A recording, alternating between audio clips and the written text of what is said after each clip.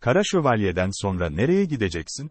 Ben Affleck bunu mahvetti ve serinin en iyi Batman destanına benzeri görülmemiş düzeyde gerçekçilik ve ciddiyet getiren Christopher Nolan bile 2012'deki devam filminde yarattığı şeyi geliştiremedi. Peki, Cloverfield, yönetmeni Matt Reeves'in stratejisi nedir? Cevap, ciddi fikirli, bağımsız Batman ile, The Dark Knight'tan daha karanlık, numara Time to Die'dan daha ölümcül ve, Dune'dan daha uzun bir yolculuğa çıkın. Bu unsurlara yönelmek, izleyicilerin otomatik olarak Reeves'in vizyonunu benimseyeceği anlamına gelmiyor. Ancak bu ayakları yere basan, genellikle acımasız ve neredeyse 3 saatlik kara film, türün en iyileri arasında yer alıyor, hatta ya da daha uygun bir ifadeyle filmi bu kadar harika yapan şey, süper kahraman kavramını parçalara ayırma ve sorgulama isteği olsa da, elbette bu daha önce de yapılmıştı. Bekçileri kim izliyor? Alan Moore, onlarca yıldır süren spandex kaplı kurtarıcı hikayelerini etkileyerek unutulmaz bir şekilde bu soruyu sordu. Gerçi Reeves burada, en azından çizgi roman filmi standartlarına göre, nispeten benzersiz bir şey yapıyor, türü doğaüstü unsurlarından arındırıyor, Nolan üçlemesinden bile daha fazla ve ahlaki açıdan konuşursak, hikayenin kötü adamından yalnızca bir kıl payı uzakta olan klasik ucuz kahramanın daha karmaşık bir versiyonunu tanıtıyor. Bu filmler genellikle kötü adamlarıyla tanımlanırken, Batman, şu soruyu sorarak sizi derinden etkiliyor. Peki ya iyi adamlar gerçekten iyi adamlar değilse? Ya bizi korumasına güvendiğimiz kişi durumu daha da kötüleştiriyorsa? Burada kasvetli, Twilight, yıldızı Robert Pattinson tarafından canlandırılan ve yetim karakterin işkence gören psikolojisini neredeyse acı verici derecede temsil eden Batman, gölgeli sokaklarda ve metro platformlarında küçük haydutları yumruklamaya odaklanırken, Riddler, gerçekten rahatsız edici bir Paul Dano, gücün en üst seviyelerine yerleştirilmiş beyaz yakalı alçakları açığa çıkarmak, ortadan kaldırmak için ortaya çıkıyor. Her iki adam da kanunsuz, ancak biri polise yardım etmekle meşgulken diğeri bu tür kurumlara olan inancımızı baltalayan sistemik yolsuzluğu hedef alıyor. Gotham City'de elbette ama ekran dışında da. Çoğu izleyicinin beklediğinden çok daha rahatsız edici şekillerde, Batman, mevcut siyasi iklimimizin korkularını ve hayal kırıklıklarını kanalize ederek, klasik gangster filminin unsurlarını zorluklarla ilgili son teknoloji yorumlarla harmanlayan, doyurucu, tam kapsamlı bir suç destanı sunuyor. Modern dünyayla karşı karşıyayız. Bu son derece iddialı bir girişim ve Batman'in varlığı olmasa bile çalışacak kadar güçlü, hatta o olmadan var olması için hiçbir neden olmayacak. Ancak karakteri ve serinin pek çok ticari markasını bir araya getirerek, Kedi Kadın, daracık bir Zoe Kravitz, Penguen, Colin Farrell, neredeyse tanınmaz halde, sadık uşak Alfred, Andy Serkis, tamamen analog ve en son gelişmeleri içeren destansı bir araba kovalamacası Batmobile'ın yinelemesi, Reeves, filmin nispeten zorlu gösterim süresini haklı çıkaracak ek bir heyecan seviyesiyle yoğun, ultra karanlık duruşmaları heyecanlandırıyor. Yönetmen, başından beri türün üslup etkilerinden kopuyor ve neredeyse hiçbir zaman diğer çizgi roman filmlerinden türetilmiş gibi gelmeyen bir ton oluşturuyor. Bununla birlikte, Jeff Loeb ve Tim Saleh'in muhteşem dizisi, The Long Halloween'in bu filmle, The Dark Knight, arasındaki ortak tematik etki olduğuna kesinlikle işaret edilebilir. Suç patronu Carmine Falcone'nin, John Turturro, geldiği yer burasıdır. Ancak pratik aksiyon sahneleri Nolan'ın yeni 70'ler tarzından ziyade Kore filmlerine, Oldboy, gibi, daha yakındır. Bilmececinin ilk kurbanının yüzüne karalanmış kan kırmızısı iddianamede, artık yalan yok, yazıyor. Bu, Gotham'ın nahoş belediye başkanından, Rupert Penry Jones, daha az bir figür değil. Bu, Testere, filmlerindeki sapık ve kendini beğenmiş bu manyak intikamcının işlediği tüyler ürpertici cinayetlerden sadece biri. Edward Nashton, diğer bilmececi, yağlı kola şişesi gözlükleri takıyor ve deri bir fetiş başlığına benziyor, bunun bir kış savaş maskesi olduğu ortaya çıkıyor. Komplo kaçıkları için bir mesaj panosunda akıl oyunlarını canlı yayınlıyor. Ama işin ilginç tarafı şu, Gotham'ın en güçlüleri arasında gerçekten de kökleri Wayne ailesine kadar uzanan bir komplo var ve bu komplo, şehri yerle bir etmeden önce bunu çözmek Bruce'a düşüyor. Neden o?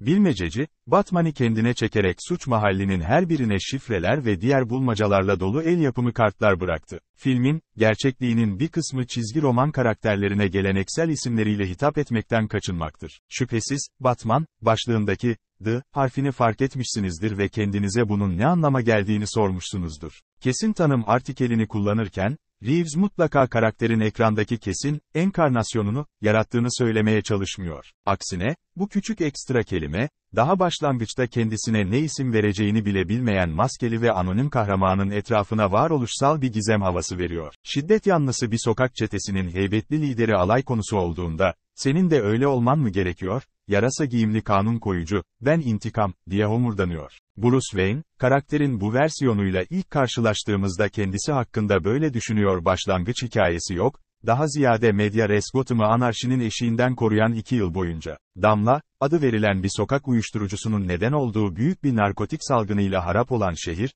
kendisini Gül öncesi Manhattan ile Todd Phillips'in The Joker filminin son dakikaları arasında bir yerde bir düzensizlik düzeyiyle karşı karşıya buluyor. Aynı Gotham çoklu evreninin farklı boyutlarında varlar. Yapım tasarımcısı James Chineland'la Planet of the Apes devam filmlerinde birlikte çalıştığı, yeniden bir araya gelen Reeves, Tim Burton'ın 1989 yapımı, Batman, filminden bu yana gördüğümüz Gotham'ın en sağlam versiyonunu sunuyor. Açıkça New York City'yi örnek alan, set uzantıları ve baş döndürücü CGI ile güçlendirilen bu köhne metropol, bizi büyük elmanın çürümüş çekirdeğine sürüklüyor, Times Meydanı'nın şehir merkezindeki eşdeğeri daha da dev dijital ekranlarla aydınlatılıyor. Alçakta siyah bir bina kümesi beliriyor. Manhattan öyle olurdu ve finalin gerçekleştiği Madison Square Garden benzeri arenanın yakınına gitmek istemezsiniz. Batman zaman zaman şehri yarı inşa edilmiş bir gökdelenin üst katından inceliyor. Aksi takdirde, Batcycle'ıyla sokak seviyesinde yakınlaştırma yapıyor ve sonunda güçlendirilmiş bir kas arabasına geçiyor.